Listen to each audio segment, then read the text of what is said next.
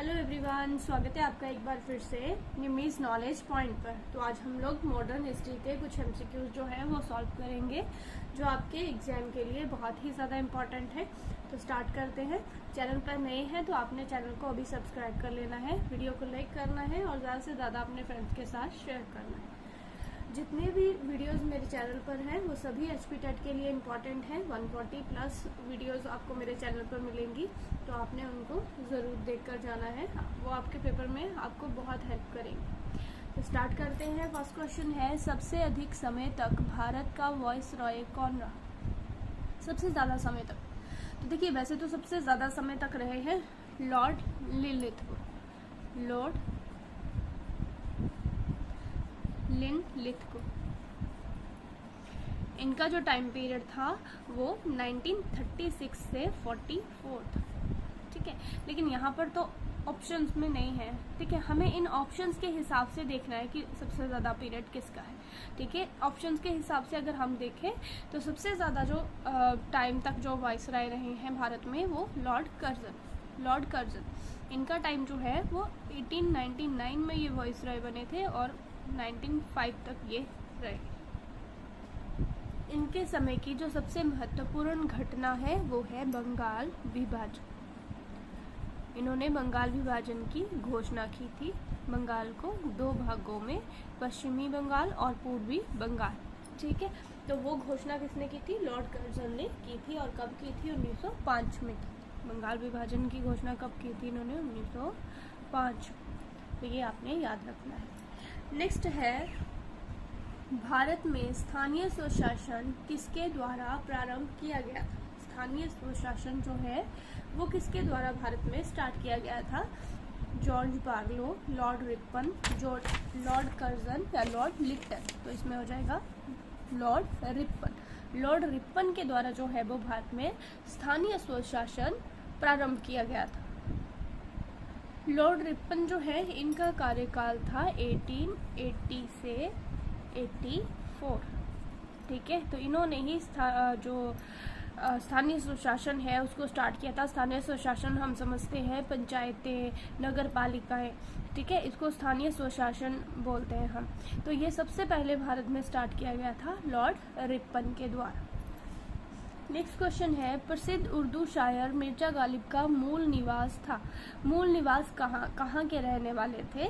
तो ये आगरा के रहने वाले थे। आगरा के रहने वाले मिर्जा गालिब के बारे में हम कहाँ पर पढ़ते हैं?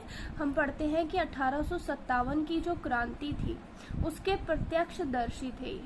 ठीक है, ये उर्दू शायर थे और इन्होंने 1857 की क्रांति जो है वो खुद देखी। ठीक है, इनको प्रत्यक्षदर्शी बोला जाता है 1857 की क्रांति। तो इसको आपने याद रखना है। आगरा इनका मूल निवास था।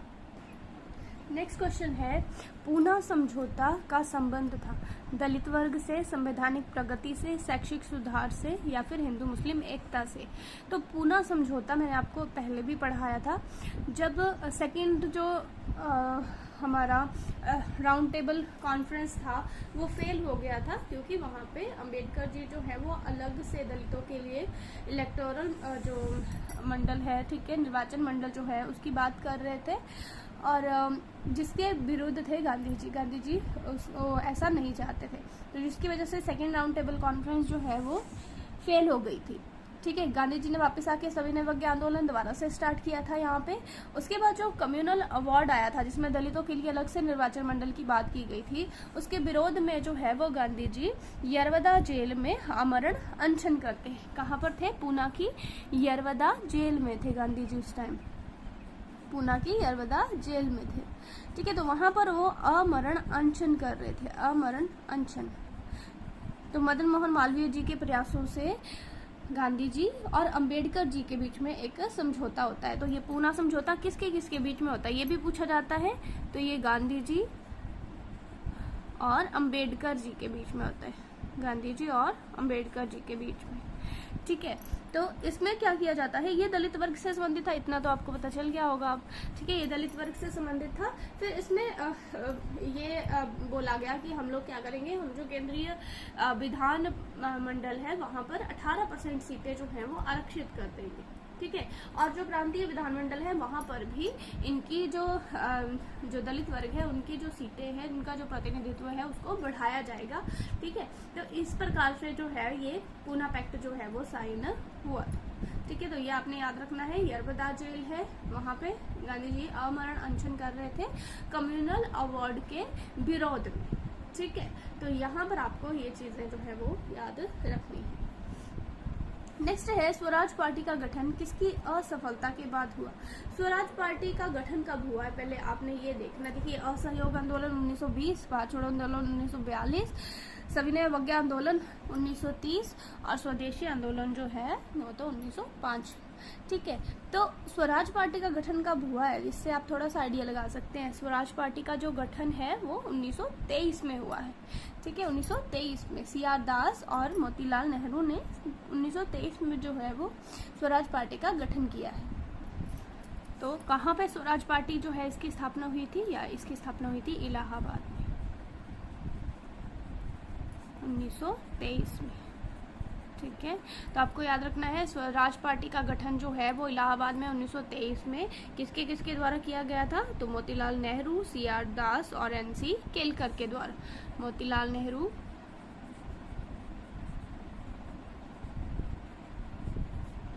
CR दास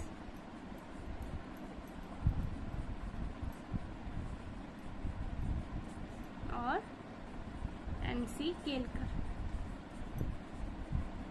इन लोगों ने मिलकर जो है वो स्वराज पार्टी का गठन किया था इलाहाबाद में 1923 में, ठीक है। तो ये किसकी असफलता के बाद, असहयोग आंदोलन। हमने देखा था चोरा चोरी की घटना हुई थी 1922 में, जिसकी वजह से गांधी जी ने असहयोग आंदोलन जो है वो बंद कर दिया था, क्योंकि चोरा चोरी की घटना में हिंसा हुई थी, ठीक है। तो गांधी जी ने असहयोग आंदोलन बंद कर दिया और उसके बाद जो है वो स्वराज पार्टी का गठन किया गया इलाहाबाद में 1923 में।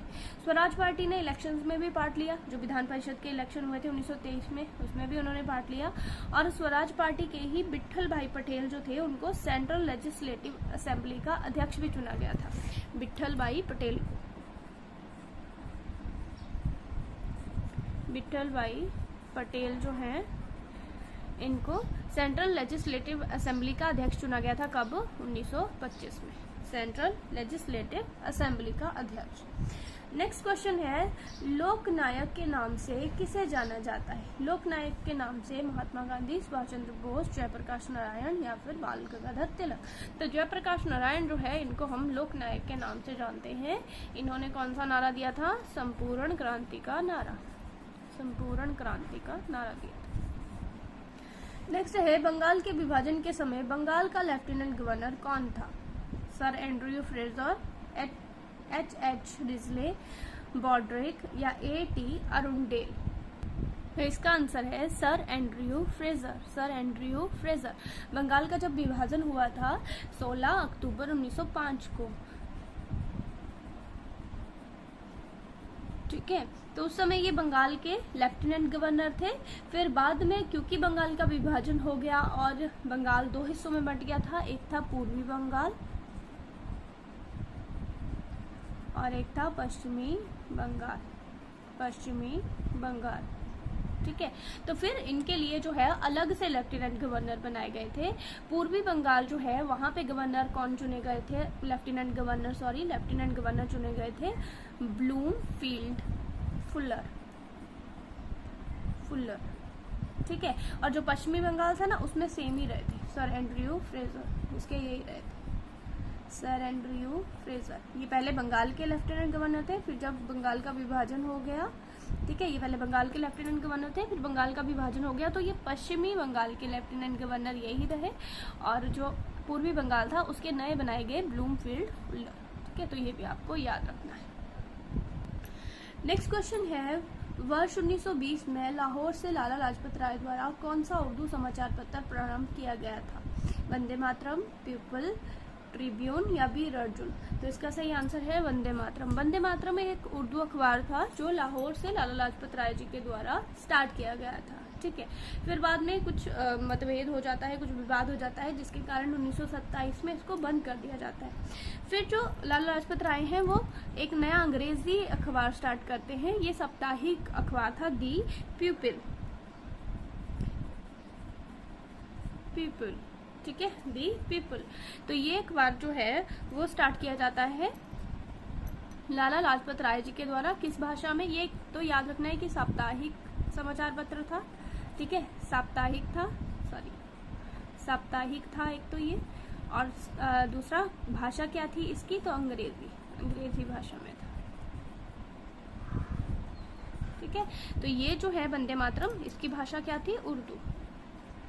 इसकी भाषा क्या थी? उर्दू, ठीक है। उर्दू समाचार पत्र लिखा है ना, तो वंदे मातरम जो है ये दैनिक पत्र था, ठीक है, ये डेली छपता था, दैनिक था, ये दैनिक समाचार पत्र था, ये डेली छपता था, लेकिन इसको बंद कर दिया गया। उसके बाद दी पीपल जो है वो समाचार पत्र, साप्ताहिक समाचार पत्र इनके द्वारा स्टार्ट किया गया था, अंग्रेजी भाषा।